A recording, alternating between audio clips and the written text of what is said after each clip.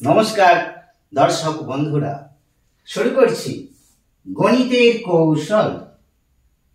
আজকের বিষয় মুখে মুখে গুণফল নির্ণয়।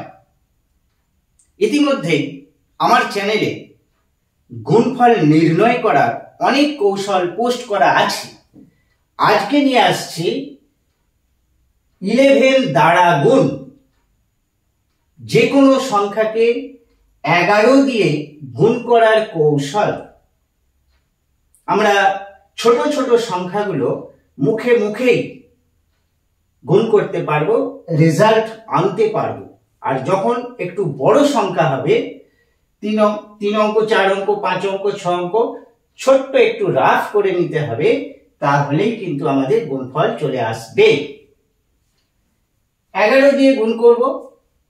যদি 27 কে আমরা 11 দিয়ে গুণ করি, গুণফল কত হবে? 297 হবে। 35 কে যদি 11 দিয়ে গুণ করি, গুণফল কত হবে? 385 হবে। এই যে 35 ইন্টু 11 সমান 385। কোন রকম নামটা তো এখানে অ্যাপ্লাই হচ্ছে না, আর রেজাল্টও সাথে সাথে।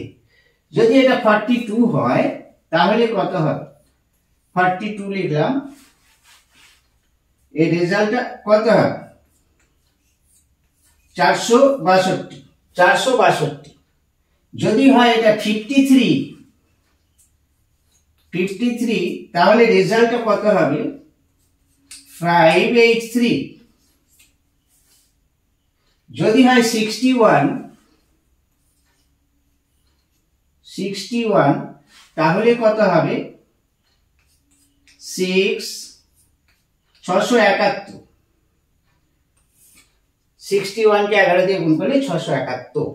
এটি কিভাবে হচ্ছে আপনিও পারবেন, কেবলমাত্র কয়েকবার অভ্যাস করে নিতে হবে। আর যে কৌশলটি এখানে দেখাচ্ছি খুব ইজি, মজা আসবে। এবার দেখাচ্ছি কৌশলটা।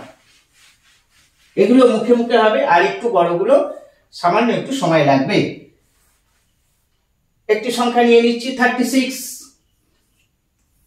একে গুণ করব 11 দ্বারা, 11 দিয়ে গুণ করব। এই রেজাল্টটা কত হবে আমরা ব্রেন ক্যালকুলেশন করে পেয়ে যাব। এখানে হবে 396। কি করে হচ্ছে? প্রথমে 3 আছে, 3 লিখে দিলাম, শেষে 6 আছে, 6 লিখে দিলাম, মাঝে একটু ফাঁকা রাখলাম। এই ফাঁকা জায়গাটায় এই দুটি অঙ্কের যোগফল, এই যে 3 আর 6 এর যোগফল 9। তাহলে এটা লিখলাম এখানে, এটা লিখলাম এখানে, আর এই দুটি অঙ্কের যোগফলটা এখানে বসে গেল। বাস, এগুলো তো আমরা মুখে মুখেই করতে পারবো যখন 2 অঙ্কের সংখ্যা থাকবে। 3 অঙ্কের ক্ষেত্রে কি আমরা পারবো? অবশ্যই পারবো, একটু প্র্যাকটিস করতে হবে। সংখ্যাটা চেঞ্জ করি, 27 নিচ্ছি। কত হবে? 2টা বসে যাবে, 7টা শেষে, আর 7 আর 2 9, 297। এ দুটো যোগ হয়ে মিডিলে মাঝে বসেছে 297। আরো একটি দেখাচ্ছি, এটাকে 24 করছি। তাহলে 4টা শেষে চলে যাবে, আর এই দুটো যোগফলটা এখানে বসে যাবে 264। খুব ইজি ব্যাপার, আমরা মুখে মুখেই বলতে পারবো। কিন্তু যখন এই দুটি ডিজিটকে যোগ করি, অঙ্ক দুটিকে যোগ করে ডাবল ডিজিট চলে আসবে, সেক্ষেত্রে কি হবে সেই রকম একটি এক্সাম্পল নিয়ে আসছি। এটাকে যদি আমরা 8 লিখে দিই, 84 করে দিই, তাহলে 28 মানে ডবল ডিজিট আসছে। এটা 8 আছে, 8 লিখে দিলাম, 4 আছে, 4 লিখলাম। এইবার এই দুটোকে যোগ করলে 12 আসছে, কিন্তু এখানে আমরা ডবল ডিজিট লিখতে পারবো না, সিঙ্গেল ডিজিট লিখতে হবে। তো সেক্ষেত্রে আমরা কি করব? 2টা থেকে যাবে, যেখানে আছে 2টা থেকে যাবে, একটা এখানে প্লাস হয়ে যাবে। তাহলে 8 আর 1 9, 9 to 4, এটি হবে আমাদের রেজাল্ট। তাহলে এইটিকে আমরা যখন মুখে মুখে করব, আমরা তো দেখতে পাচ্ছি এখানে 8 আর 4 12 হবে। প্রথমে 8 থাকবে, শেষে 4 থাকবে, আর 8 আর 4 12 হবে। এই একটা প্রথম ডিজিটটার সঙ্গে যোগ হয়ে যাবে, 924 হবে। কয়েকবার অভ্যাস করলে এটা চলে আসবে, মুখে মুখে বলা যাবে। আরেকটি দেখাই, 97 নিচ্ছি, এও যোগ করলে ডাবল ডিজিট আসবে।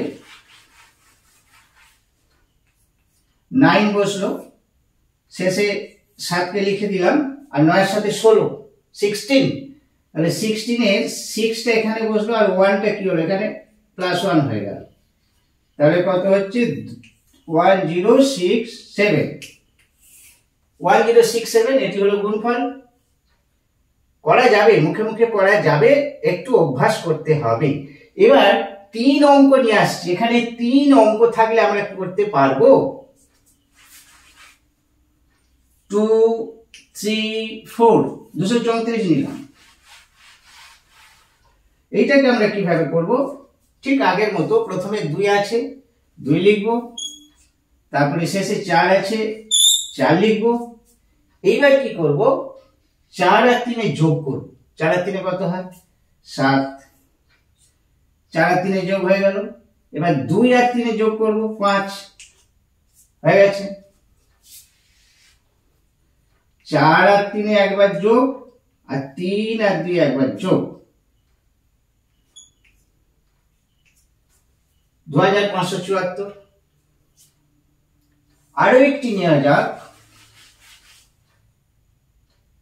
8, 2, 6, কত হতে পারে, 826কে যদি আমরা 11 দিয়ে গুণ করি, কিভাবে করব, 8 তো এখানে আছে, লিখে দিলাম, 6 লাস্টে লিখে দিলাম। এবার কি, 6 আর 2 8,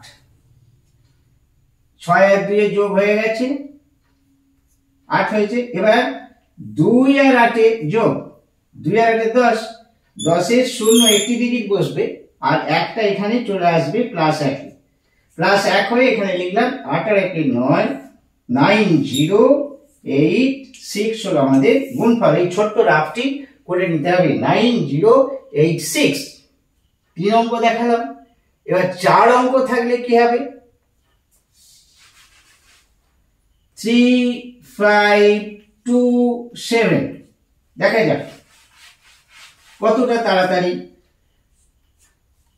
গুণটি করা যেতে পারে। 3 আছে, 3 লিখবো, 7 আছে, 7 লিখবো, শেষে 7 লিখবো, এটি প্রথমে, এটি শেষে। এইবার ঠিক আগের মতো, 7 আর 2 9, 2 আর 5 7, 7 আর 2 9, 2 আর 5 7, এবার 5 আর 3 8, 38,797, এই হলো আমাদের গুণফল। এই ছিল আজকের বিষয়। আবার আসছি পরবর্তী কোনো গণিত কৌশল নিয়ে।